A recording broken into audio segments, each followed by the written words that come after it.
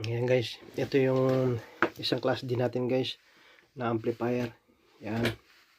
Dahil medyo malabo itong aking cellphone guys. Ayan. Yan guys ang class D natin na amplifier.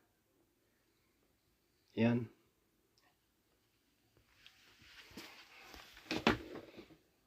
Meron pa tayong isa guys na class D. Ayan guys, nandito siya. So nakaano siya dito guys, hindi natin matanggal yan, marami pa tayong tatanggalin.